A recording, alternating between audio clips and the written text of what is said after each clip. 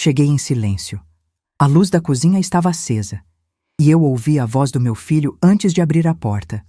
Já coloquei o remédio no chá dela. Em alguns meses ninguém vai suspeitar. Encostei na parede. Não conseguia respirar. Aquela era a voz do meu filho. Fiquei parada até ouvir ele desligar o telefone. Depois fui até o carro sem fazer barulho. Dirigi até a delegacia.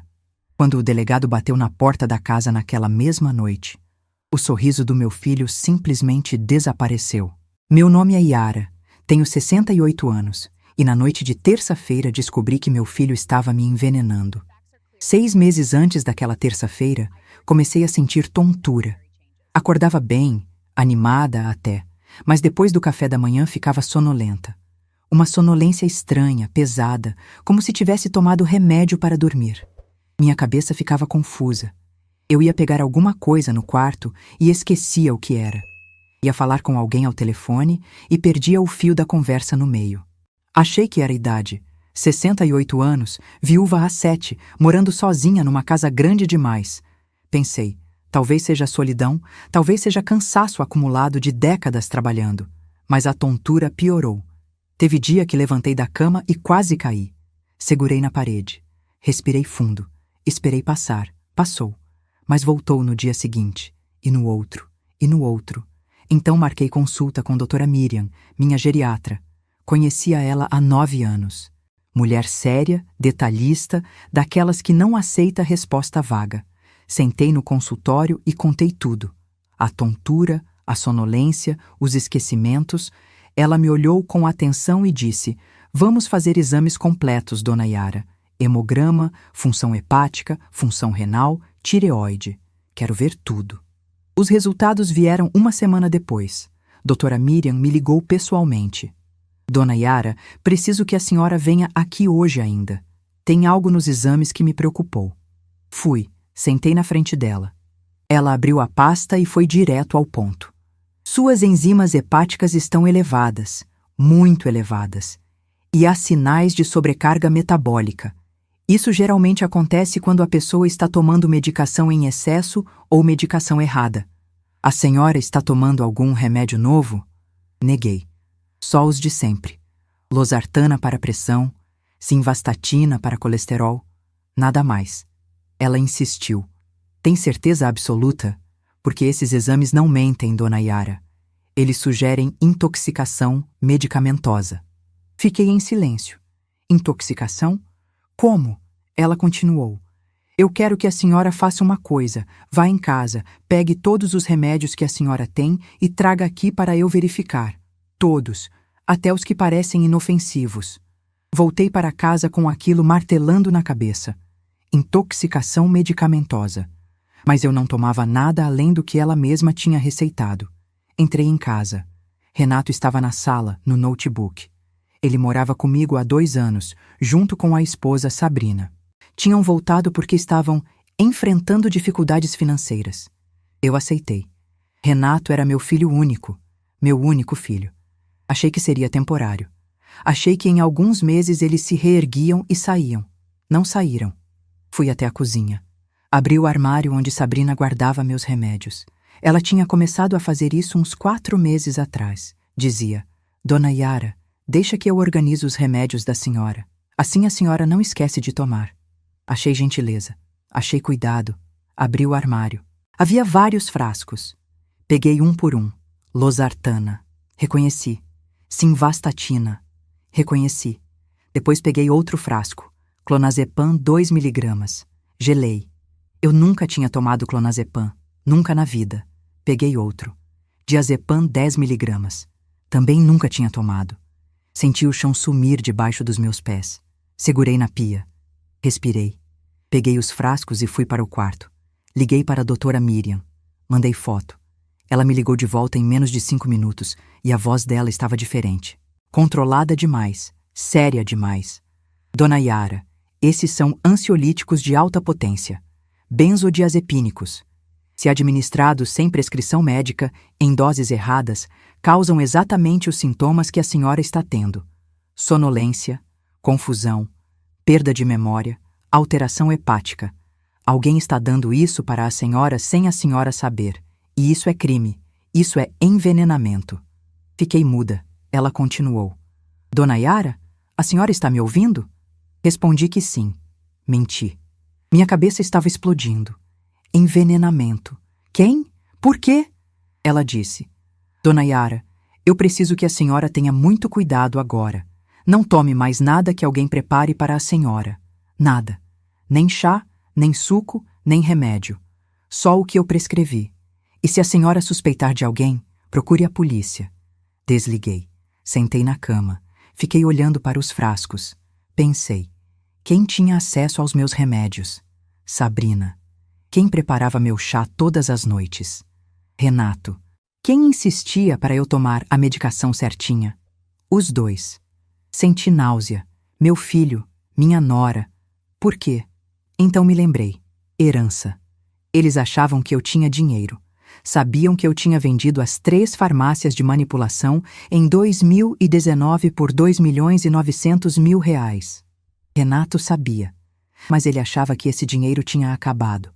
Achava que eu tinha gastado tudo com reformas, viagens, tratamento do pai dele que morreu de câncer. O que Renato não sabia é que aquele dinheiro entrou por cima de um patrimônio que já existia desde os anos 90. Holdings, fundos, imóveis alugados, R$ 3.600.000 no total, renda passiva de 26 mil mensais. Mas eu vivia com menos de 5 mil por mês. Nunca ostentei, nunca falei.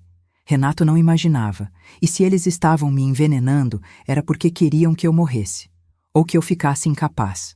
Demência, interdição. Aí Renato viraria meu curador legal. Controlaria tudo. A casa, o dinheiro, minha vida. Senti raiva. Senti medo. Senti uma dor no peito que não era física. Era a dor de descobrir que seu filho quer você morta. Mas eu não podia agir por impulso. Farmacêutica aprende cedo. Prova não documentada não existe. Decidi investigar, silenciosamente, metodicamente, como sempre fiz. A partir daquele dia, passei a fingir. Renato preparava meu chá da noite como sempre. Eu aceitava, agradecia. Mas quando ele saía da cozinha, eu jogava fora. Na pia, no vaso sanitário, onde fosse. Sabrina separava meus remédios todas as manhãs numa caixinha organizadora cor-de-rosa que ela tinha comprado para me ajudar. Eu fingia engolir, mas guardava. Escondia numa sacolinha plástica no fundo da gaveta de roupa de cama. Cada comprimido, cada cápsula. Evidência. Nos dias seguintes, me senti melhor. A tontura diminuiu, a confusão diminuiu. Voltei a dormir bem. Voltei a lembrar das coisas. Confirmação. Era o chá. Eram os remédios. Eles estavam me envenenando. Tomei outra decisão. Toda noite, quando eu saía do quarto para pegar água ou verificar portas, deixava o gravador de voz do celular ligado. Discretamente, no bolso do hobby. Aprendi isso nos 26 anos de farmácia. Documente tudo. Sempre. Durante 2 semanas nada aconteceu. Renato e Sabrina continuavam normais. Gentis até. Mãe, tomou o chá? Dona Yara, não esquece do remedinho. Falsos. Sorridentes. Assassinos. Até que na terça-feira à noite, tudo mudou. Fingi que ia dormir cedo. Subi para o quarto. Renato tinha preparado o chá como de costume. Eu tinha fingido tomar como de costume. Ele acreditava que eu estava sedada. Fiquei no quarto meia hora. Depois desci. Sem fazer barulho. Sem acender luzes. Queria pegar um copo de água na cozinha. O gravador estava ligado no bolso do hobby. Quando estava chegando perto da cozinha, ouvi vozes. A luz estava acesa. Renato estava ao telefone. Encostei na parede do corredor. Fiquei ouvindo. E foi quando ouvi a voz do meu filho dizendo: já coloquei o remédio no chá dela. Em alguns meses, ninguém vai suspeitar. Meu coração parou. Aquela era a voz do meu filho. A voz que eu conhecia desde que ele nasceu. A voz que me chamava de mãe, dizendo que tinha me envenenado. Friamente, naturalmente. Continuei ouvindo. Ele estava falando com alguém. Provavelmente Sabrina. Ela tinha saído para sua academia às 8 da noite. Renato continuou.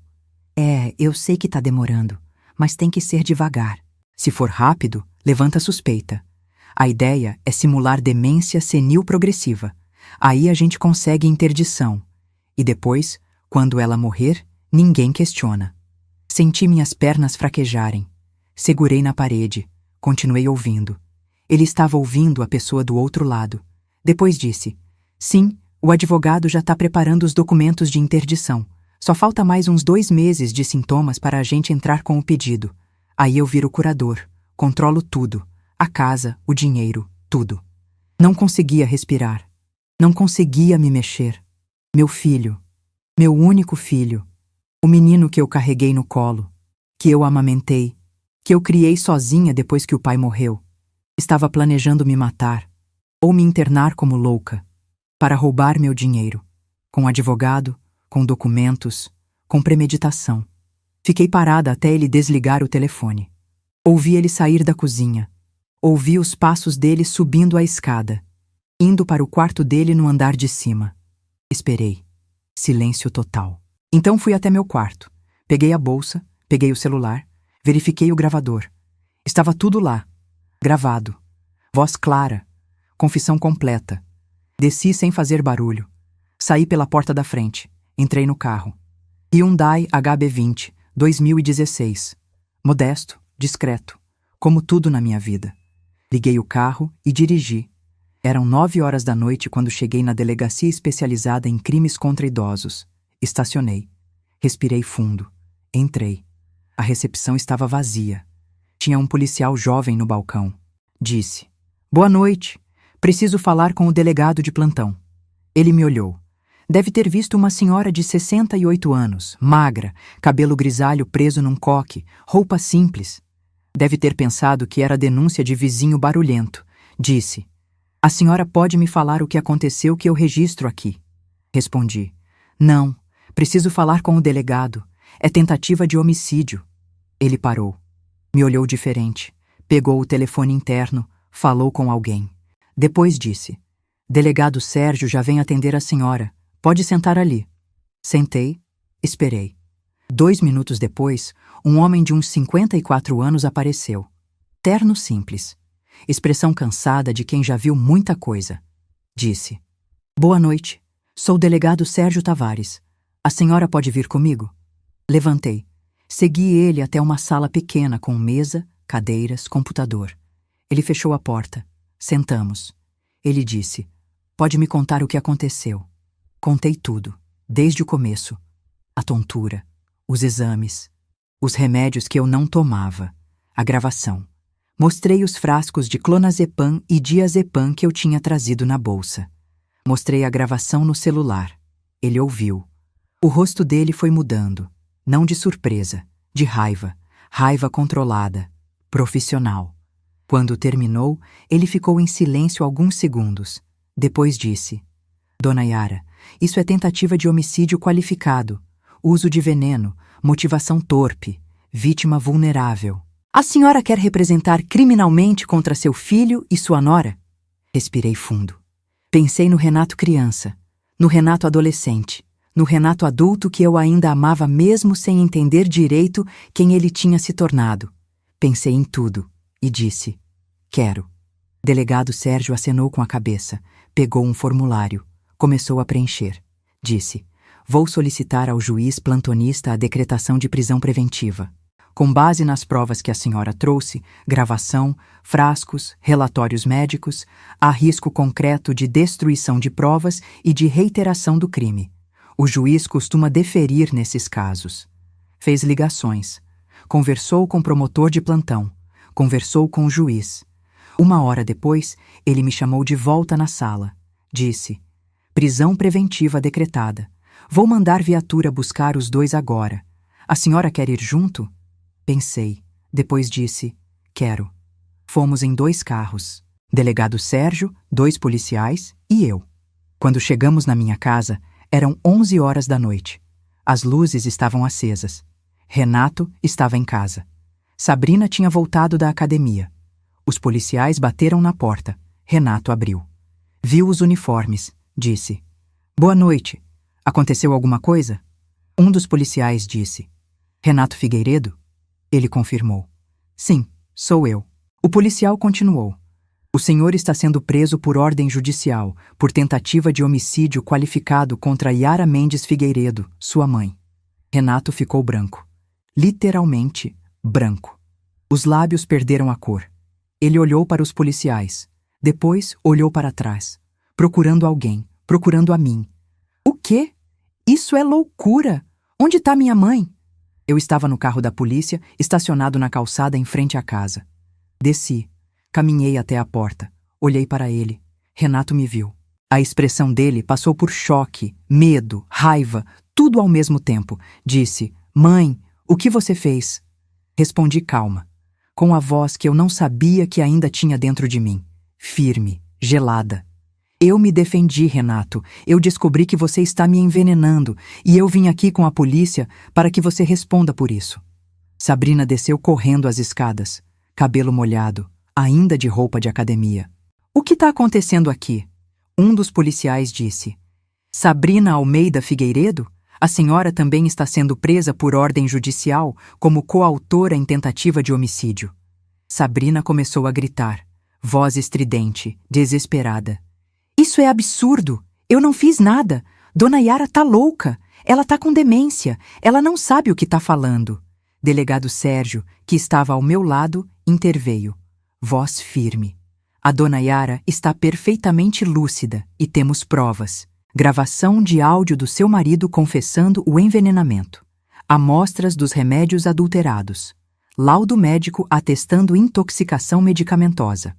Vocês vão ser conduzidos agora e vão responder criminalmente."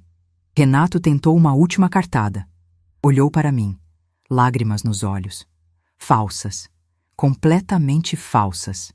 "Mãe, isso é um mal-entendido. Eu nunca ia te fazer mal. Você é minha mãe. Eu te amo." Olhei para ele. Para o homem que eu gerei, que eu criei, que tentou me matar. E disse devagar, cada palavra pesando. "Não, Renato. Você não me ama. Você ama meu dinheiro.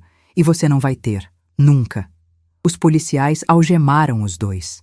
Renato não resistiu. Sabrina gritava. "Isso é perseguição! Dona Yara inventou tudo! Ela é doente! Ninguém vai acreditar nela!" Levaram para a viatura. Renato gritava da janela do carro. "Mãe, você vai se arrepender disso! Eu sou seu filho! Eu tenho direitos!" Respondi. "Última vez. Você tinha até tentar me envenenar." A viatura saiu. Fiquei parada na calçada. Delegado Sérgio se aproximou. "Dona Yara, a senhora quer entrar? Pegar alguma coisa?" Neguei. "Não.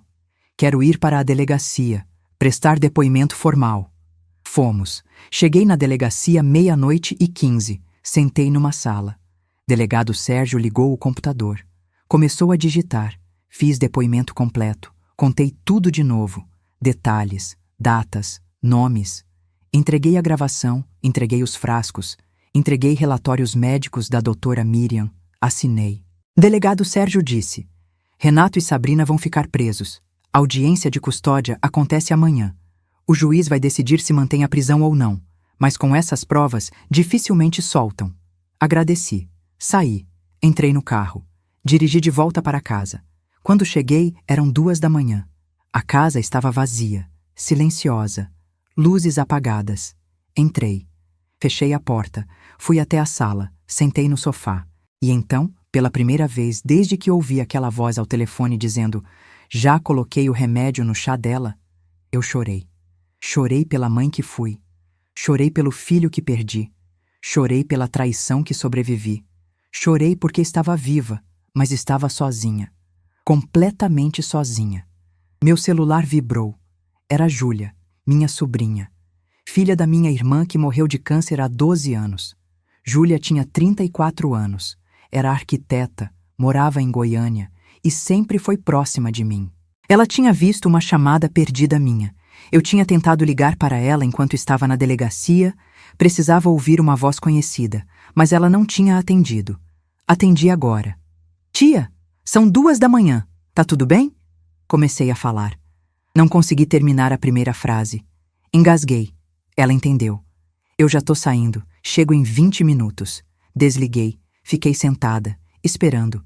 23 minutos depois, ouvi a campainha. Abri. Júlia estava lá.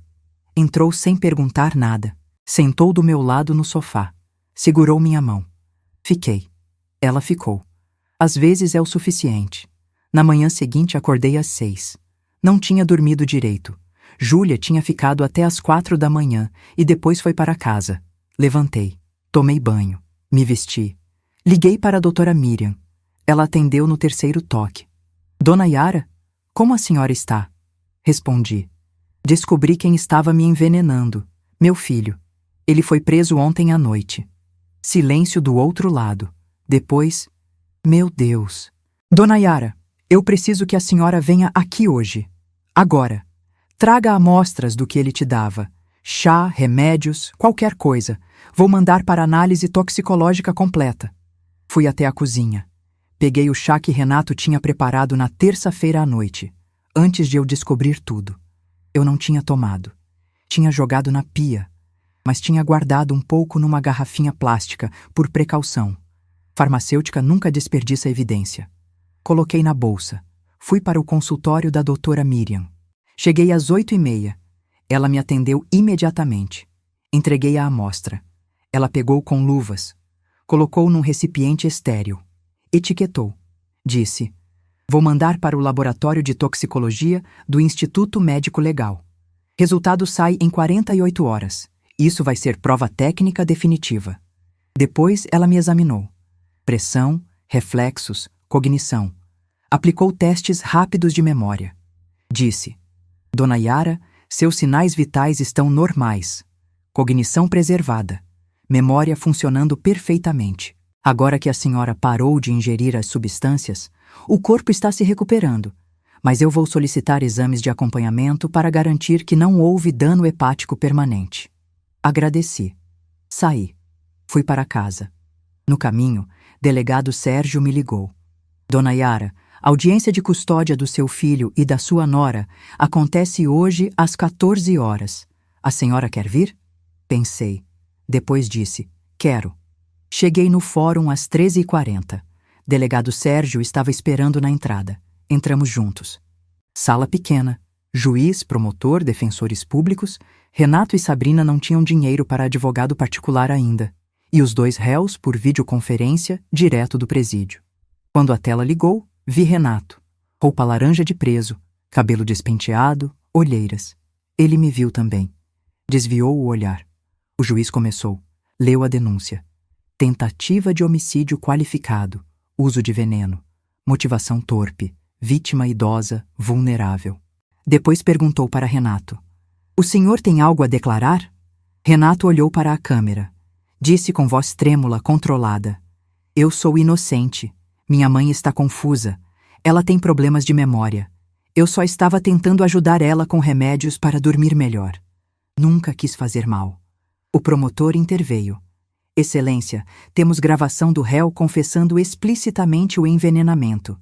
Temos amostras dos remédios administrados sem prescrição médica. Temos laudo médico atestando intoxicação. Não há confusão. Há crime. O juiz ouviu Sabrina. Ela chorou. Disse que não sabia de nada. Que era tudo ideia do Renato. Que ela só obedecia ao marido. Que tinha medo dele. O promotor rebateu. Excelência, perícia técnica do celular do réu recuperou mensagens de texto entre ele e a Corré. Nessas mensagens, Sabrina sugere substâncias específicas, discute doses, comemora resultados. Ela é cúmplice ativa, não vítima. O juiz analisou as provas. Leu a gravação transcrita. Leu as mensagens recuperadas. Depois disse: considerando a gravidade do crime, o uso de veneno, a vulnerabilidade da vítima e o risco concreto de destruição de provas e de reiteração criminosa, mantenho a prisão preventiva de ambos os réus, sem direito à fiança. Renato gritou da tela: isso é injustiça! Eu sou inocente! Minha mãe inventou tudo! O juiz bateu o martelo. Sessão encerrada. A tela desligou. Renato sumiu. Sabrina sumiu. Saí do fórum. Delegado Sérgio me acompanhou até o carro. Disse: Dona Yara, agora é esperar o processo tramitar. Ministério Público vai oferecer denúncia formal. Depois tem instrução, testemunhas, perícias. Pode levar alguns meses, mas com essas provas, a condenação é quase certa. Agradeci. Fui para casa. No caminho, parei no supermercado. Comprei comida. Comprei chá. Chá de verdade, sem veneno. Voltei para casa. Guardei tudo. Sentei na cozinha, fiz chá, tomei. Sem medo. Sem tontura. Só cansaço. 2 dias depois, doutora Miriam me ligou. Dona Yara, resultado da análise toxicológica saiu.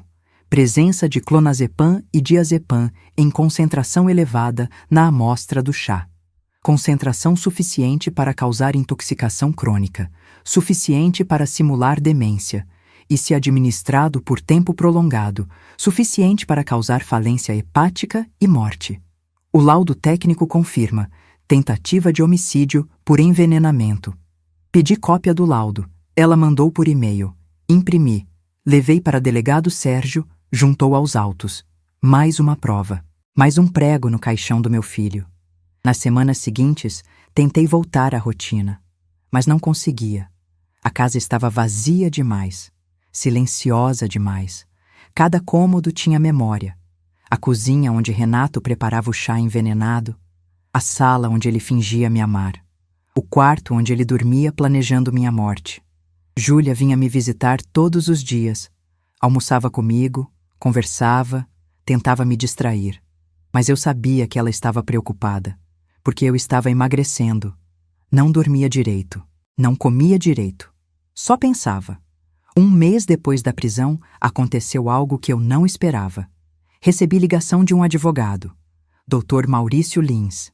Disse que estava representando Renato, que tinha sido contratado pela família de Sabrina, que tinha juntado dinheiro para pagar defesa particular. O advogado pediu para me encontrar, para conversarmos, dona Yara, tentar resolver isso de forma amigável. Recusei. Desliguei. Mas ele insistiu. Ligou de novo. Mandou e-mail. Mandou carta. Eu ignorei tudo. Então, ele mudou de estratégia. 1 semana depois, recebi intimação judicial. Renato tinha entrado com ação de interdição contra mim. Alegava que eu estava senil, que a denúncia era fruto de delírio, que eu tinha sido manipulada por terceiros, nomeadamente Júlia, a acreditar em conspiração inexistente. Anexou ao processo laudos médicos comprados, atestando que eu apresentava quadro demencial avançado. Quando li aquilo, senti raiva. Raiva pura. Não era só o veneno. Era a audácia, a crueldade, a tentativa de me destruir mesmo de dentro da prisão. Liguei para Dr. Humberto Lacerda, advogado criminalista que uma amiga tinha me indicado. Marquei consulta. Fui no mesmo dia. Ele me recebeu num escritório elegante no setor oeste. Homem de 66 anos, cabelo grisalho, terno impecável. Ouvi tudo. Leu a petição de interdição. Depois disse: Dona Yara, isso aqui é tentativa desesperada de desacreditar a senhora. Vamos contestar. E vamos pedir perícia médica independente para comprovar que a senhora está plenamente capaz. 2 semanas depois, fui submetida à avaliação completa. Geriatra, neurologista, psiquiatra. 3 médicos diferentes. 3 avaliações independentes. Testes cognitivos, testes de memória, entrevistas longas, exames de imagem cerebral. Todos me declararam plenamente capaz, lúcida, orientada, cognição preservada. O psiquiatra que fez a avaliação escreveu no laudo: paciente demonstra lucidez plena, memória preservada, capacidade total de discernimento. Não há qualquer indício de demência ou comprometimento cognitivo. Os sintomas anteriormente relatados são compatíveis com intoxicação medicamentosa, conforme comprovado por exames toxicológicos, e cessaram completamente após interrupção da administração das substâncias. Dr. Humberto juntou os laudos ao processo. Contestou a interdição. Pediu aplicação de multa por litigância de má-fé contra o advogado de Renato. O juiz analisou. Indeferiu o pedido de interdição. Aplicou multa de R$ 10.000 contra Dr. Maurício Lins por utilizar laudos fraudulentos e tentar manipular o judiciário. Renato perdeu. De novo. Mas ele não desistiu. 3 meses depois da prisão, o Ministério Público ofereceu denúncia. Renato e Sabrina foram formalmente acusados de tentativa de homicídio qualificado, uso de veneno, motivação torpe, vítima idosa vulnerável, falsidade ideológica pelos documentos falsos usados na tentativa de interdição e estelionato. O estelionato veio à tona quando a perícia investigou as finanças de Renato. Descobriram que, 6 meses antes de ser preso, ele tinha obtido empréstimos bancários usando minha casa como garantia. Documentos falsificados, assinatura falsificada, envolvendo um despachante que também foi indiciado. Renato pegou R$220 mil nesses empréstimos. Gastou tudo. Carro importado, roupas de marca, restaurantes caros, viagens, nada sobrou. Quando descobri isso, senti algo além de raiva.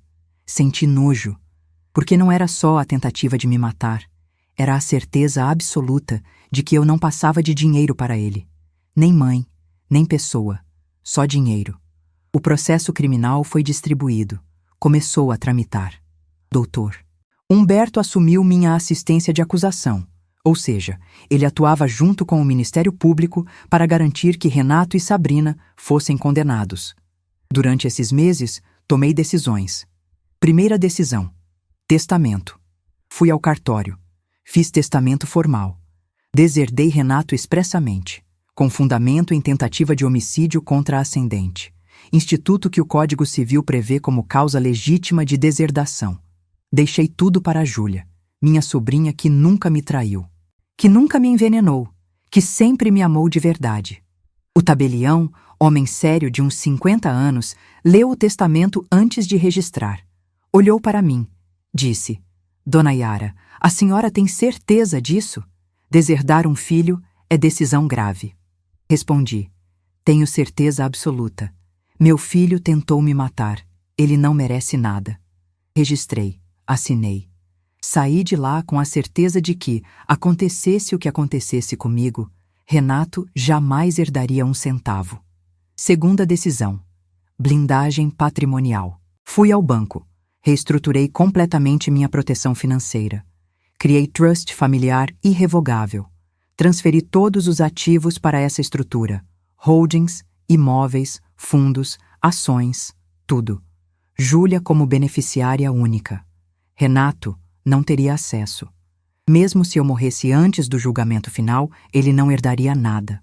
O gerente do banco, que me atendia há 15 anos, ficou impressionado com a complexidade da operação. Disse: Dona Yara, isso aqui é blindagem de nível corporativo. A senhora aprendeu onde? Respondi: 26 anos de farmácia, aprendi a proteger o que é meu. Terceira decisão: vender a casa. Não conseguia mais morar lá. Cada cômodo tinha fantasma. A cozinha onde fui envenenada. O corredor onde ouvi a confissão. O quarto onde fingi dormir enquanto planejavam minha morte. Coloquei à venda. Vendi em 45 dias. Comprei apartamento menor, moderno, seguro, em condomínio fechado no setor Bueno. Portaria 24 horas. Câmeras. Segurança. Júlia morava a 10 minutos de distância. Me mudei. Levei apenas o essencial. Roupas, documentos, algumas fotos, não de Renato. Essas eu joguei fora. Fotos do meu marido, da minha irmã falecida, de Júlia criança. O resto, doei. Móveis, utensílios, tudo. Não queria nada daquela casa. No apartamento novo, comecei vida nova. Pintei as paredes de branco, comprei móveis novos, organizei tudo do meu jeito. Júlia me ajudou. Passamos um final de semana inteiro montando tudo. Rimos, conversamos. Pela primeira vez em meses me senti leve. 6 meses depois da prisão, houve julgamento. Tribunal do Júri. Competência obrigatória para crimes dolosos contra a vida. A sessão foi marcada para durar 2 dias. Cheguei no fórum na manhã do primeiro dia. Dr. Humberto estava esperando. Júlia também veio. Entramos na sala do júri. 7 jurados sorteados. Juiz-presidente, promotor, defensores e Renato e Sabrina, que vieram escoltados do presídio. Quando Renato entrou, olhei para ele. Tinha emagrecido. Barba por fazer. Roupa amassada. Algemas. Olhou para mim. Não havia mais lágrimas falsas. Não havia mais súplicas. Apenas ódio. Ódio puro nos olhos dele. Como se eu fosse a culpada. Como se eu tivesse feito algo errado ao não morrer. O promotor começou. Apresentou as provas. Uma por uma. Metodicamente. Primeiro, a gravação. Quando o promotor tocou o áudio em plenário, a sala ficou em silêncio absoluto. A voz de Renato saiu pelos alto-falantes com clareza perturbadora. Aquela voz calma, fria, calculista, descrevendo doses e prazos e interdições como se planejasse uma planilha de metas. Já coloquei o remédio no chá dela. Em alguns meses ninguém vai suspeitar. A ideia é simular demência senil progressiva. Aí a gente consegue interdição. Aí eu viro curador. Controlo tudo. A casa, o dinheiro, tudo. Olhei para os jurados. Vi o momento exato em que cada um deles entendeu o que estava ouvindo. Uma senhora de uns 60 anos na primeira fileira levou a mão à boca. Um homem de 40 e poucos na segunda fileira fechou os olhos e balançou a cabeça negativamente. Não era raiva. Era algo mais frio. Era certeza. Depois, o promotor apresentou os laudos. Laudo toxicológico, confirmando presença de benzodiazepínicos no chá. Laudo médico, confirmando intoxicação medicamentosa. Laudo pericial, confirmando falsificação de documentos. Tudo técnico. Tudo irrefutável. Depois, as testemunhas. Doutora Miriam foi chamada. Depois por 40 minutos. Explicou em detalhes os sintomas que eu apresentava. Explicou como identificou intoxicação. Explicou o mecanismo de ação dos benzodiazepínicos. Falou com a autoridade de quem domina o assunto. Os jurados ouviram tudo em silêncio. Delegado Sérgio depôs. Relatou como conduziu a investigação, como solicitou a prisão, como as provas foram coletadas e preservadas. Técnico, profissional. Júlia depôs. Falou sobre meu caráter. Sobre como sempre fui lúcida, independente, capaz. Sobre como Renato mudou depois que voltou a morar comigo. Sobre como ela mesma percebeu que algo estava errado, mas não imaginou que fosse tão grave.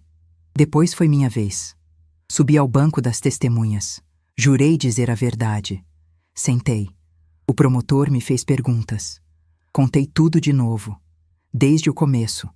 A tontura, os exames, os frascos de remédio, a gravação, a descoberta. Falei com voz firme. Sem chorar, sem tremer, apenas relatando fatos.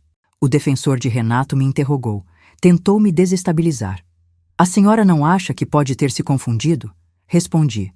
Não, eu sou farmacêutica, reconheço remédios, reconheço intoxicação, não houve confusão. Ele insistiu. Mas a senhora não pode ter interpretado mal a gravação? Respondi. A gravação está disponível para todos ouvirem. Meu filho confessou explicitamente. Não há interpretação, há confissão. O defensor desistiu. Voltei para o lugar. No final do primeiro dia, a acusação encerrou. No segundo dia, foi a vez da defesa. O advogado de Renato argumentou que ele apenas administrava remédios para ajudar a mãe a dormir melhor, que não havia intenção de matar, que era excesso de cuidado, não crime. Pediu desclassificação para lesão corporal culposa. O promotor rebateu. Não há cuidado em administrar benzodiazepínicos sem prescrição médica. Não há cuidado em falsificar documentos para interdição. Não há cuidado em planejar controle patrimonial após morte ou incapacitação da vítima. Há premeditação, há dolo, há tentativa de homicídio qualificado. Sabrina, pela primeira vez desde a prisão, quebrou o silêncio. Pediu para depor. O juiz permitiu. Ela subiu ao banco, chorou. Disse que tudo era ideia de Renato, que ela só obedecia, que tinha medo dele, que era vítima também. O promotor apresentou as mensagens recuperadas do celular de Renato. Mensagens onde Sabrina sugeria substâncias específicas. Tenta aumentar a dose do clonazepam. Vai fazer efeito mais rápido. Viu? Ela tá bem mais confusa hoje. Tá funcionando. Mais uns 2 meses e a gente entra com a interdição. Ela não vai ter como se defender. Cúmplice, não vítima. Os jurados ouviram tudo. No final do segundo dia, o juiz leu as perguntas que seriam respondidas pelos jurados. O réu Renato Figueiredo tentou matar Yara Mendes Figueiredo? Houve uso de veneno? Houve motivação torpe? A vítima é pessoa idosa vulnerável? Mesmas perguntas para Sabrina. Os jurados se retiraram para deliberar. Esperamos 1 hora, 2 horas, 3 horas. Júlia segurou minha mão. Dr. Humberto disse: demora é bom sinal. Significa que estão analisando tudo com cuidado. 4 horas depois, os jurados voltaram. O presidente do júri se levantou. Leu o veredicto. Quanto ao réu Renato Figueiredo, tentou matar Yara Mendes Figueiredo? Sim. Houve uso de veneno? Sim. Houve motivação torpe? Sim.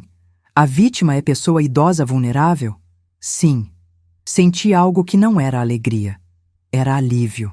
O tipo de alívio que vem quando o mundo decide que o que aconteceu com você importou. Que você não foi descartável. Que tentaram e não conseguiram. Quanto à ré Sabrina Almeida Figueiredo, tentou matar Yara Mendes Figueiredo? Sim. Foi cúmplice? Sim. Houve uso de veneno? Sim. Houve motivação torpe? Sim. A vítima é pessoa idosa vulnerável? Sim. Culpados. Os dois. Unanimidade. O juiz agradeceu aos jurados. Depois fixou as penas. Renato, 18 anos de reclusão em regime fechado. Qualificadoras aplicadas integralmente. Sem direito à progressão antes de 6 anos. Indenização por danos morais. R$ 200 mil. Sabrina, 15 anos de reclusão em regime fechado. Qualificadoras aplicadas. Sem direito à progressão antes de 5 anos. Indenização por danos morais. R$ 150 mil. Quando a sentença foi lida, Renato me olhou da cadeira dos réus. Não havia mais nada naquele olhar. Nem arrependimento, nem súplica. Apenas ódio vazio. E eu devolvi o olhar com calma, com indiferença. Porque ele tinha perdido. E eu tinha sobrevivido. Levaram os dois de volta para o presídio. A sessão foi encerrada. Dr. Humberto me parabenizou. Júlia me abraçou. Saímos do fórum. No caminho para casa, não senti vitória. Senti cansaço. Cansaço de quem carregou peso demais, por tempo demais. Mas também senti algo novo. Algo que eu não sentia há muito tempo. Senti paz. 2 semanas depois do julgamento, quando achei que finalmente tinha terminado, Renato contra-atacou. Da prisão, conseguiu contato com advogado novo. Advogado caro, especialista em recursos. Não sei de onde veio o dinheiro. Depois descobri que a família de Sabrina, mesmo depois da condenação dela, ainda acreditava que conseguiriam reverter tudo e pegar meu patrimônio. Investiram em defesa. Erro deles. O advogado entrou com apelação. Alegou que o júri foi parcial, que as provas foram obtidas ilegalmente, que a gravação que eu fiz violava a privacidade, pediu anulação do julgamento e realização de novo júri. Quando o Dr. Humberto me ligou avisando, senti o estômago revirar. Dona Yara, é procedimento padrão. Todo condenado tem direito a recorrer. Mas as chances de sucesso são mínimas. As provas foram obtidas legalmente. A gravação foi feita pela própria vítima em legítima defesa. Não há ilegalidade. O tribunal vai negar. Mas enquanto o recurso tramitava, Renato tentou outra coisa. Mandou carta para Júlia. Carta longa, escrita à mão, dizendo que eu tinha inventado tudo, que eu era doente, que Júlia estava sendo manipulada por mim para roubar a herança que, por direito, era dele. Pediu que Júlia o visitasse na prisão. Prometeu revelar a verdade. Júlia me mostrou a carta. Lemos juntas. No final, ela rasgou. Jogou no lixo. Disse: tia, ele acha que todo mundo é idiota igual ele. 1 semana depois, recebi intimação para depor novamente. Processo cível que Sabrina tinha movido contra mim. Pedindo indenização por danos morais, porque, segundo ela, eu tinha destruído sua vida ao fazer denúncia falsa. Absurdo completo. Mas ela tinha direito de tentar. Fui à audiência. Depus. Rebati tudo. O juiz indeferiu o pedido liminarmente. Aplicou mais uma multa por litigância de má-fé. Sabrina perdeu. De novo. Mas o pior ainda estava por vir. 3 meses depois da condenação, recebi ligação de um número desconhecido. Atendi. Voz masculina, grave, ameaçadora. Yara, você vai pagar pelo que fez com meu sobrinho. Vai pagar caro. Desliguei. Imediatamente liguei para delegado Sérgio. Relatei. Ele registrou ocorrência. Pediu rastreamento da ligação. Descobriram que era primo de Sabrina. Ele foi intimado. Negou tudo. Não havia como provar. Mas a ameaça ficou registrada. Comecei a ter medo de novo. Medo que eu não sentia desde a noite em que descobri o veneno. Medo de sair de casa. Medo de abrir a porta. Medo de atender telefone. Júlia percebeu. Passou a dormir no meu apartamento 3 vezes por semana. Contraté e segurança particular. Instalei câmeras extras. Me tranquei. Foi nesse período que descobri algo que mudou tudo de novo. 4 meses depois da condenação, Dr. Humberto me ligou. Voz diferente. Séria demais. Dona Yara, preciso que a senhora venha ao meu escritório hoje. Descobri algo importante. Fui. Sentei na frente dele. Ele abriu uma pasta. Disse: a defesa de Renato continua investigando, tentando encontrar algo que possa anular a condenação. E no processo, descobriram seus bens. Todos. As holdings, os fundos, os imóveis. Tudo. Senti o sangue gelar. Como? Advogado dele pediu quebra de sigilo bancário e fiscal alegando necessidade de calcular pensão alimentícia que ele teria direito como filho. Juiz deferiu parcialmente. E agora eles sabem que a senhora tem patrimônio de 3.600.000 reais. Respirei fundo. E o que isso muda? Dr. Humberto me olhou nos olhos. Muda que agora eles vão tentar de tudo para anular a deserdação. Vão alegar que a senhora estava sob influência de terceiros quando fez o testamento. Vão tentar interdição de novo. Vão entrar com ação de alimentos. Vão fazer tudo o que puderem para ter acesso a esse dinheiro. Senti raiva. Raiva que eu não sentia há meses, porque não bastava ter tentado me matar. Não bastava ter sido condenado. Ele ainda queria meu dinheiro. Ainda achava que tinha direito. Dr. Humberto continuou. Mas eu tenho uma solução. Uma opção nuclear. O quê? A senhora pode renunciar formalmente a qualquer obrigação alimentar em relação a ele. Pode entrar com ação declaratória de inexistência de vínculo afetivo. Pode pedir que o juiz reconheça formalmente que não há mais relação familiar entre vocês, que ele é juridicamente estranho para a senhora. Isso blindaria completamente seu patrimônio. Pensei. Depois disse: faça. Entramos com a ação. Juntamos todas as provas: a gravação, as mensagens, a condenação, o laudo toxicológico, tudo. Pedimos que o juiz declarasse extinção do vínculo familiar por ruptura definitiva e irreversível da relação de afeto. 3 meses depois, o juiz sentenciou. Considerando a gravidade dos atos praticados pelo réu Renato Figueiredo contra a autora Yara Mendes Figueiredo, sua mãe, notadamente a tentativa de homicídio mediante envenenamento com motivação patrimonial e considerando a condenação criminal transitada em julgado, declaro extinto o vínculo familiar entre as partes. Renato Figueiredo não possui qualquer direito sucessório, alimentar ou patrimonial em relação a Yara Mendes Figueiredo. A deserdação é plenamente válida e irrevogável. Recebi a sentença por e-mail. Imprimi. Li 3 vezes. Depois chorei. Não de tristeza, de alívio. Renato não era mais meu filho, legalmente, formalmente, definitivamente. E ele jamais teria acesso ao meu dinheiro. Jamais. 6 meses depois da sentença que extinguiu o vínculo familiar, Renato tentou o último movimento. Da prisão, conseguiu que o novo advogado entrasse com habeas corpus, alegando excesso de prazo na instrução processual. Mentira completa. O processo tinha tramitado dentro dos prazos legais, mas era a última cartada dele. O tribunal analisou, negou, unanimidade, manteve a prisão, manteve a condenação, manteve tudo. Quando o Dr. Humberto me avisou, senti que finalmente tinha acabado. Finalmente. Mas eu queria mais. Queria garantir que eles pagassem por tudo, completamente. Conversei com o Dr. Humberto. Disse: quero que eles paguem a indenização, toda, até o último centavo. Ele explicou: Dona Yara, eles não têm bens, não têm dinheiro, Renato está preso, Sabrina está presa, a indenização vai ficar no papel. Respondi: não me importa, quero que fique registrado, Quero que quando eles saírem da prisão, se saírem, tenham essa dívida para pagar. Quero que carreguem isso para sempre. Dr. Humberto entrou com execução da sentença. Penhora de bens futuros, bloqueio de contas, inclusão no cadastro de devedores, tudo. Renato e Sabrina ficaram com o nome sujo, sem crédito, sem futuro financeiro, presos e falidos.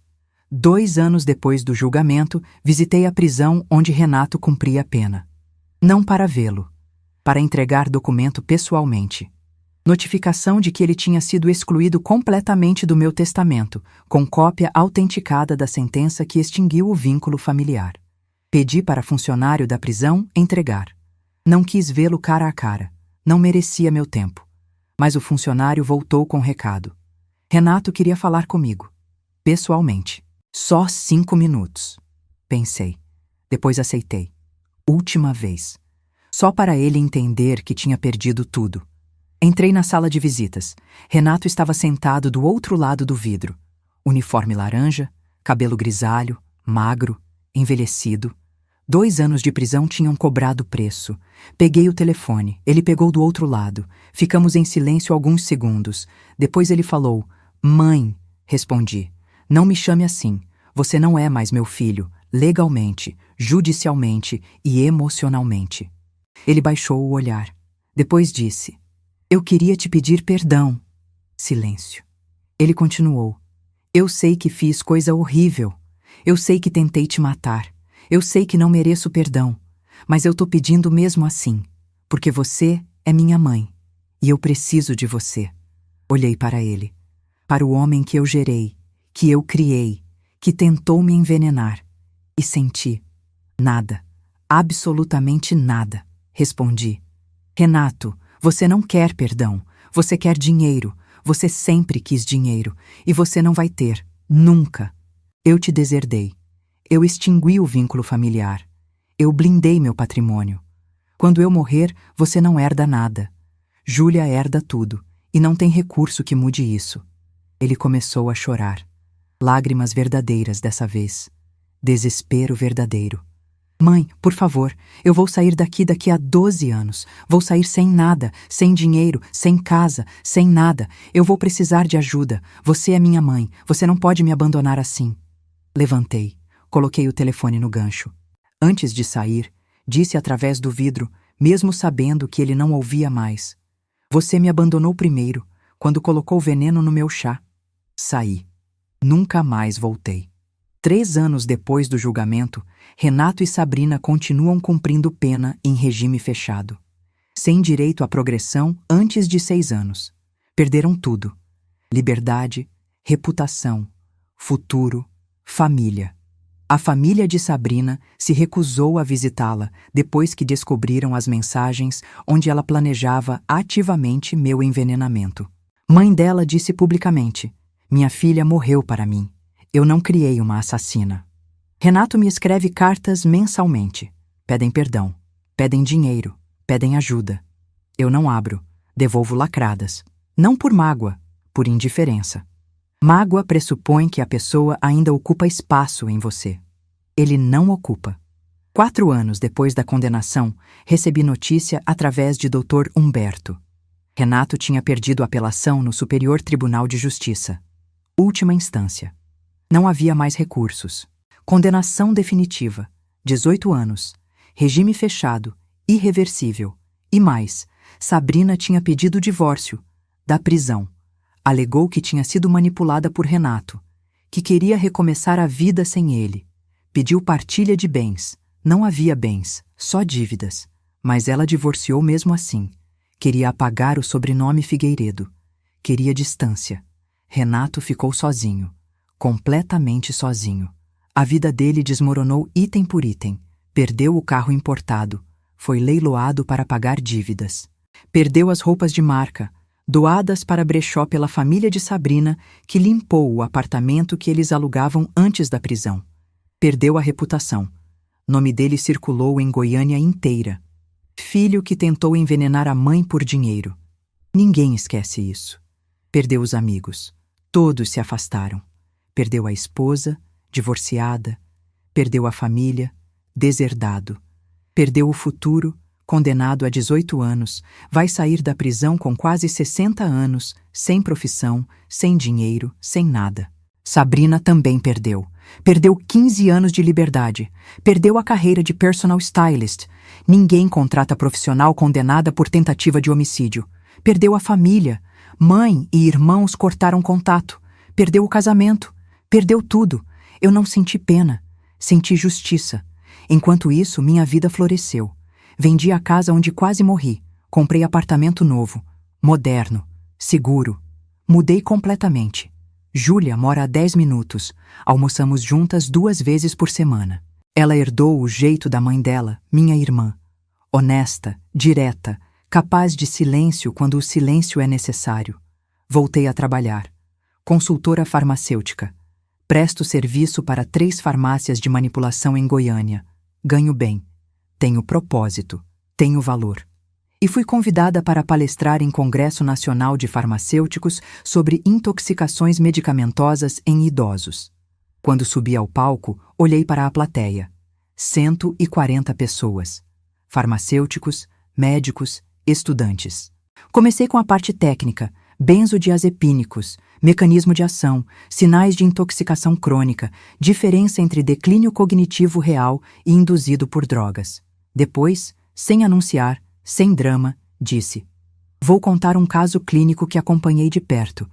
A paciente tinha 68 anos, saudável, lúcida. Começou a apresentar confusão, sonolência, lapsos de memória. Os exames mostraram intoxicação medicamentosa. A substância estava no chá que alguém de confiança preparava para ela todos os dias. Parei. A sala ficou quieta. Continuei. A paciente sobreviveu porque conhecia farmacologia o suficiente para reconhecer os próprios sintomas. E porque não aceitou que a explicação fosse simplesmente a idade. Ela investigou, documentou, denunciou e sobreviveu. Recebi aplausos de pé. Não pela história, pela lembrança de que conhecimento protege, de que silêncio mata, de que idosos não são descartáveis. 5 anos depois do julgamento, estou com 73 anos. Saudável, lúcida, livre, viajo. Fui para Bonito conhecer as grutas, fui para a Chapada dos Veadeiros fazer trilhas, fui para o Pantanal ver onças, coisas que sempre quis fazer e adiei porque estava ocupada criando filho, tocando farmácia, cuidando de marido doente. Agora faço. Júlia vai comigo em algumas viagens. Levamos vinho, conversamos até tarde, rimos de bobagens. É a filha que eu deveria ter tido. Não perdoei Renato. Nunca vou perdoar. Mas também não penso mais nele. Existe apenas como lição. DNA não é garantia de caráter. Sangue não substitui escolha. Amor de mãe tem limite. E esse limite se chama tentativa de homicídio. Hoje, quando tomo meu chá da noite, chá que eu preparo na minha cozinha, sem veneno, sem medo, agradeço por estar viva. Agradeço por ter descoberto a tempo. Agradeço por ter tido coragem de denunciar. Porque algumas mães não têm. Algumas morrem sem nunca saber. Eu não. 6 meses atrás, Renato me escreveu última carta. Diferente das outras. Curta. Direta. Mãe, eu aceito que você nunca vai me perdoar. Eu aceito que perdi tudo. Eu só queria que você soubesse que eu me arrependo. Todos os dias. E que quando eu sair daqui, vou tentar ser pessoa diferente. Não por você. Por mim. Porque eu não quero morrer sendo o homem que tentou matar a própria mãe. Eu sei que você não liga. Eu sei que você já me apagou da sua vida. Mas eu precisava dizer. Li. Rasguei. Joguei fora. Não porque não acredito. Talvez ele realmente se arrependa. Talvez não. Não me importa. Porque arrependimento não apaga veneno. Não apaga traição, não reconstrói confiança que nunca mais vai existir. E quando eu morrer, daqui a muitos anos, espero, de causas naturais, vou deixar carta testamentária para Júlia dizendo: este patrimônio foi construído com trabalho honesto, foi protegido com inteligência. E foi preservado porque sua tia descobriu a tempo que seu primo tentava matá-la. Cuide disso, honre isso. E nunca confie cegamente em ninguém, nem em filho, porque a maior herança que deixo não é dinheiro. é a prova de que sobreviver é ato de resistência, e que resistência, quando necessário, começa com uma ligação para a polícia.